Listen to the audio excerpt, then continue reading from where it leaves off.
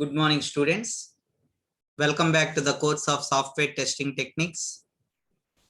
This video is brought to you by Newton's Group of Institutions, Macherla. This is Arvind Egireddy from the Department of Computer Science and Engineering. So in our previous video, we discussed about the concepts of domain testing. We have seen the importance and the limitations of domain testing. Now, in this video, let us discuss about the nice domains and ugly domains. So here in this particular video, we will discuss the specified and implemented domains. What are nice domains, properties, their testing implications, ugly domains, simplifications by programmers and testers. So now, what is a domain? What is a nice domain? And where do these domains they come from? So here, domains, they are well defined by an imperfect iterative process, which are aimed at achieving satisfaction. So here, whose satisfaction? It is a satisfaction of users, or satisfaction of buyers, or satisfaction of voters. So if it is for the satisfaction of users or buyers or voters, then who will create these domains? So here the domains are often be created by salesmen or salespersons for satisfying users or buyers. If it is to satisfy the voters, then they may be, these domains, they may be often created by politicians. So here, the first step in applying domain testing is to get the consistent and complete domain specifications. So here we have to make the boundary specifications consistent and complete. So now let us see the implemented domains. So here implemented domains, they cannot be incomplete or they cannot be inconsistent. So if they are incomplete or if they are inconsistent, then every input what we are being processing or whatever is being processed, that it has to be rejected. Of course, it has to be rejected possibly forever. And we here, whatever the domains that are inconsistent, those inconsistent domains, we have to make them, or we have to make them to be consistent. So here, specified domains, they can be incomplete or they can be inconsistent. So here, incomplete in this context, which we mean that there are some input vectors for which no path is specified. And here, inconsistency, what we mean is that there are at least two contradictory specifications over the same segment of input space. That is what is inconsistent. So if they are inconsistent, now we have to make the inconsistent domain to be consistent. It is the programmer's responsibility to convert the inconsistent domains to be consistent. We cannot just go with the inconsistent domains. So here, in general, the representation of nice domains, so it is a two-dimensional. Here you can see U and V, which represent the boundary sets, and here D represents the domains. And these boundaries, they are going to have several important properties. They are going to have several important properties. So they can be linear, they can be complete, they can be symmetric, orthogonal, or they can be consistently closed, or they can be simply connected, or can be convex. So nice domains, they have some important properties. They have to satisfy all these conditions. They need to be linear. They need to be complete. They need to be symmetric. They need to be orthogonal. They are consistently closed, or simply connected, or convex. So if the domains have these properties, so what properties? Those properties what we have discussed in the previous slide. Linear, complete, symmetric, orthogonal, consistently closed, convex. So if the domain have going to satisfy those properties, then the domain testing will be very easy. Otherwise, the domain testing will be tough. And we should also note that the bug frequency will be lesser for the nice domain, and it will be more for the ugly domain. So if you are having ugly domains, then you will be frequently will be getting the bugs. So ugly domains will be having more bugs compared to that of nice domains. And nice domains, they have fewer bugs. We don't say that they don't have bugs at all, but they have fewer bugs compared to that of ugly domains. So that is the thing what we have to understand. So here, nice domains, the boundaries, they will be linear, they will be complete, they will be symmetric. It will have orthogonal direct boundaries. They will be closurely consistency. They will be convex. They will be simply connected. So all these are the properties. So now let us discuss one by one what is meant by linear boundaries. So let us see here itself what are linear and non-linear boundaries. So when I say nice domains have these properties, then automatically ugly domains, they will be have non-linear boundaries. They will be incomplete. They will be asymmetric. Okay. So nice domains properties are linearity, complete boundaries we will have, symmetric boundaries we will have, orthogonal boundaries we will have. We will have closer consistency, convex, they are simply connected. So let us see the first one, that is linear boundaries.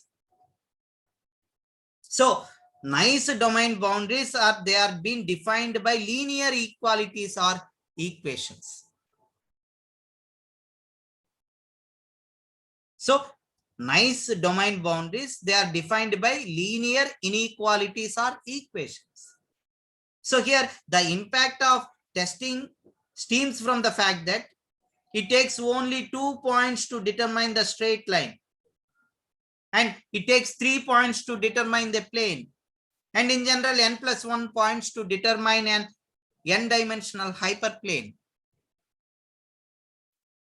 And in practice, we notice that 99.99% all the boundary predicates are either linear or they can be linearized by simple variable transformations.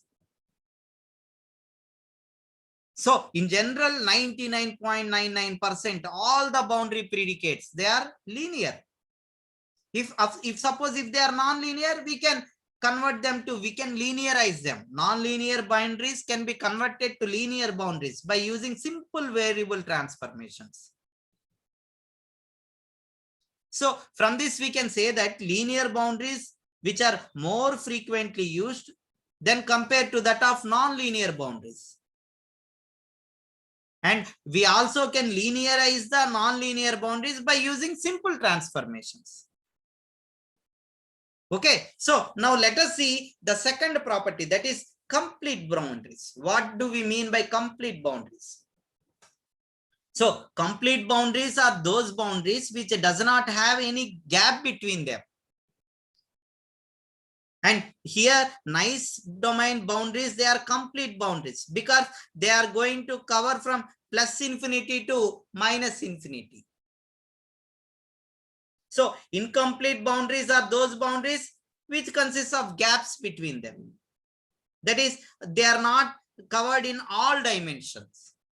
So if you can see this particular picture, here boundaries A and E, they are incomplete because we can see the gaps. They are having gaps. In between, they have gaps. So A and E are incomplete because they have gaps. Whereas the coming to the boundaries of B or D or C, they are complete. So here the main advantage of complete boundaries is that it requires only one set of tests to verify the boundaries. That is, if you have this and this, then we can test complete thing. Whereas in A or E, see, we must have to test this set, this set, this set, this set. So everything we have to set. So when we get incomplete, we get incomplete because if the paths what we are using are hypothetically, which they corresponds to unachievable. And if the inputs are constrained in a such a way that the values cannot exist because of the compound predicates what we defined. So because of these reductant predicates, we may have incomplete boundaries. So we have to convert reductant predicates such that the boundary values into a null set. So here the advantage of complete boundaries is that one set of tests is only needed to confirm that the boundary, whatever the boundaries, no matter how many domains it is going to bound with. Okay, so we for complete boundaries, if the boundaries, if we are going to chop up these boundaries, if we are cutting, making as holes in it, then every segment of that boundary must be tested for every domain it bounds. Now coming to symmetric boundaries. So what is symmetric boundaries? So here symmetric boundaries means that boundary inequalities are being related by simple functions such as constants. So here in this particular figure, the boundaries of U and V, they differ only by a constant. If we want relations such that here, if you can see Fj, which is an arbitrary linear function, and x is the input vector, and ki and c here, ki and c, they are nothing but they are constants, and g of jc, which is a descent function over I and c, which yield a constant. So here that particular constant is k plus I into c. So g of j comma c is equal to k plus ic. So if you can see this particular first example, the first example, which is a set of parallel lines, and coming to the second example, which is a set of symmetrically spaced parallel lines, equally spaced parallel lines. So something such as spokes in a wheel, spokes of a wheel. So here in the spokes of a wheel, the angles will be equal, symmetric. So if the boundaries are symmetric, and if you have one tied down, and if you are going to generate a test for it, then the test for the rest of the boundaries in that particular set can be automatically generated. Now coming to the orthogonal boundaries. What do we mean by orthogonal boundaries? So here two boundary sets U and V. If you can see, if these two boundary sets U and V, what we can see in this figure, are said to be orthogonal if every inequality in V is perpendicular to every inequality in U. So perpendicular 90 degrees. For every inequality, it will be 90 degrees. So here, if two boundary sets are said to be orthogonal, what we mean by that is they can each set can be tested independently. We can test them independently. So in this particular figure, we have 8 boundaries for U and 6 boundaries for V. So we can confirm the boundary properties of the number of tests, which is proportional to 8 plus 6, which is 14, which is equal to order of n. Suppose if it will tilt the boundaries, like what we can see in this particular figure. So here we must know that the tests and these intersections. So whatever the tests we conduct at these intersections, we have gone from a linear number of cases to quadratic form. So here the order will be changing from order of n to order of n square. So here actually there are two different, but they are related. So they are related orthogonal conditions. Here the set of boundaries can be orthogonal to one another, but not orthogonal to the coordinate axis. So they are not orthogonal to coordinate axis, but they are orthogonal to one another. Okay, so they are orthogonal to one another. The other case is orthogonal to one another. The boundaries can be orthogonal. Sorry, these are orthogonal to coordinate axis, but not orthogonal to. So here the angle is not orthogonal with each other. This is the second case.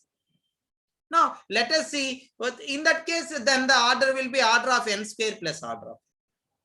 If it is not orthogonal, it is order of n square plus order of n. So in the first case, it is order of n. Second case, it is order of n square. Now, if it is not orthogonal, then it is order of n square plus order of n. Okay, so now let us see what is meant by closure consistency. So here, this figure that shows another desirable domain property. So here, boundary closures which are consistent and they are symmetric. So here the shaded area, you can see here the shaded area, this shaded area. So these are the boundaries that denote the boundaries belonging to this domain in which the shading lies. So this domain boundaries, this domain boundaries, this is this domain boundaries. This shaded region is the domain boundary of D4. So here the shaded area is going to belong to the boundary domains. And here the boundary lines, they belong to the domain on the right side. If you can notice, all the domain boundaries are towards the right side. So here consistent closure, which means that there is a simple pattern to the closures. So all are right side. So for example, using the same relational operation for all boundaries of set of parallel boundaries. So it is y is equal to k1 plus bx, y is equal to k2 plus bx, y is equal to k3 bx. So all have the same thing, same relational operations. Now let us see what is convex property. So if you can see this figure, this particular figure is said to be convex. If you can see any two boundaries, they are touching here. These 2 points placed one on them, they are combined using a single line. So this boundary is combined with this boundary is combined with this boundary is combined with this. So with the 2 points placed on them are combined by using a single line, then all the points on that line which are within that range of the same figure. So here nice domains which are always convex, whereas dirty domains which are not. So in dirty domains, there will be some gaps. So in dirty domains, we can smell an unsuspected cavity when we see see such phases. Now let us see what is simple connected domains. So here nice domains are always simply connected. That is, they are in one piece rather than pieces all over the place, intercepted with one other domain. So here everything is simple connected as a one piece, one straight line. Simple connected is a weaker requirement than convexity. So if the domain is convex, it is simply connected. If the domain is simply connected, then it is convex. So vice versa. Either ways, If it is convex, then it is simply connected. If it is simply connected, then it is convex. So whatever the domain that is simply connected is a nice domain. Wait, if you say that it is simply connected, then it is a nice domain. So here we have to consider the domain boundaries that are being defined by the compound predicates of that particular form, Boolean form, A, B, C. So here the input space is being divided into two domains, one defined by A, B, C, and therefore the other is being defined by its negation. For suppose if we define the number, those lying between 10 and 12 inclusive. So if the invalid numbers are disconnected domains that are consisting the numbers that are less than 10 and that are greater than 17. If they are in between, then they are, otherwise they will be disconnected. Simple connectivity. So this simple connectivity, especially for default cases, may be impossible. Now let us see the ugly domains. What do we mean by ugly domains? So some domains, they are born ugly. Some are ugly by bad specifications.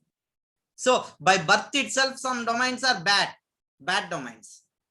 And some domains, because of the bad specifications that are being done by the programmer, they are made ugly specifications, uglified by bad specifications by the programmer. So every simplification of the ugly domain by programmers can either be good or bad. So it can be, so a programmer, he can create a good domain or he can create a bad domain. It depends on how he is specifying the domain. So if the programmer will be in search of nice solutions, which will simplify the essential complexity out of the existence. Whereas tester will be in search of brilliant insights. So he will be blind to essential complexity and therefore miss important, he may miss some important cases. So here the ugliness, which is the result from bad specifications, and the programmer's simplification, which is harmless, then the programmer can make the ugly programs to good one. So based on simple simplifications, which are harmless simplifications, the programmer can make the ugly domain to good domain. But if the domain's complexity is essential, then such simplifications, they constitute to bugs or possibly of introduction of more bugs. Okay, so here the properties or the causes for the ugly domain is non-linear boundaries, because of ambiguity and contradictions, because of simplifying the topology, because rectifying boundary closures. So these are the main causes for the ugly domains. So we know that nice domains are linear. So here, because they are ugly domains, they are non-linear. So what is non-linear boundaries? So as we said that 99.99% the boundaries will be linear. So non-linear boundaries are so rare in ordinary programming. And there is no information of how programmers that they may correct such boundaries if they are essential. Now coming to the ambiguities and contradictions. So let us first discuss about what is ambiguities. So domain ambiguities, they are nothing but they are the holes in the input space, like what you can see here, holes in the input space. So these holes, they may lie within the domain or in cracks between the domain. So within the domain or in between the domain. So domain ambiguity, which is missing or incomplete domain boundary. So they can be incomplete boundaries. See here, it is not complete boundary. You have gaps. So it can be because of incomplete boundaries also. Domain ambiguities. So in this figure, domain boundaries are holes in a domain or missing boundaries, what you can see in this picture. So here an ambiguity for one variable can be seen very easily, and an ambiguity for two variables can be difficult to spot. An ambiguity for three or more variables is impossible to spot. Hence, when we are going to check the ambiguity for more variables, then we have to use some tools. So tools are required for finding out the ambiguities. Okay, so now let us see what is a contradiction, ambiguities and contradiction. So here overlapping domains. So here and overlapping domains closure, which is called as contradiction. And here there are two types of contradictions that are possible. One is overlapping domain specifications, overlapping closure specifications. So in this picture, there is overlapping domain and there is a dual closure contradiction. So this is a special kind of overlap. This is what is a special kind of overlap. Dual closure. Same boundary for both the things. Dual closure. This is overlapping domains. This is a hole. And this is a missing boundaries. See, here it is, there is a boundary, but here there is a missing boundary. Here you don't have any boundary, missing boundary. Now, let us see what is simplifying the topology.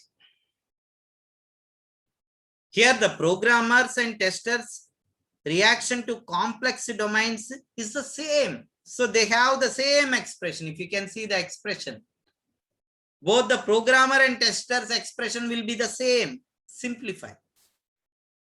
So here there are three generic cases. One is concavity, holes, and disconnected pieces. So these are the three generic cases what we can see in simplifying the topology. And in simplifying topology, both the programmers and testers' reaction for complex domains will be same. Exclamatory mark. Same question mark. Exclamatory mark. Of course, not question mark, exclamatory mark. So here the programmers, they introduce the bugs, and the testers misdesign the test cases by smoothing out the concavities. What we can see in this particular figure. So filling in holes, we are filling the holes, holes are being filled. And joining the disconnected pieces. So whatever the pieces that are disconnected, we will be joining them. So joining the disconnected. So these are being disconnected. So joining those pieces. So here it is disconnected, joining the disconnected pieces. Okay. So these are the things what we do in simplifying the topology. And the last one, last property of ugly domains is rectifying boundary closures. So if the domain boundaries are parallel, but of course, if they have closures that go everywhere, left, right, left, right, left, left, right, right, left. So here the natural reaction is to make the closure go the same way. That is different boundaries in different directions. If you can see here, one is this, the boundaries of this is towards the right, the boundaries of this towards the left, the boundaries of this towards the right. So different boundaries, different directions, not in the same directions. So we can rectify them, bringing them to the same side. All boundaries are towards the right. So the boundaries which are in different directions can be obtained to one direction. That is what is called as rectifying boundary closures. So different boundaries in different directions can be obtained in a consistent direction. That is what is called as an rectifying boundary closures. So in this figure, the hyperplane boundary which is outside. So all are inside, but this is outside, and this can be obtained by making it inside. So this is what is called as an inclusion and exclusion consistency. So these are the main properties of the ugly domains. So I hope you understood what is a nice domain, what is an ugly domain, and the differences between the nice domain and ugly domain, and the different properties of nice domain and ugly domains. Okay, so in our next lecture, let us discuss about the different domain testing strategies for different dimension domains. Okay, that's all for now. I hope if you like this video, please subscribe to my channel and press the bell icon for more updates and more videos. Thank you.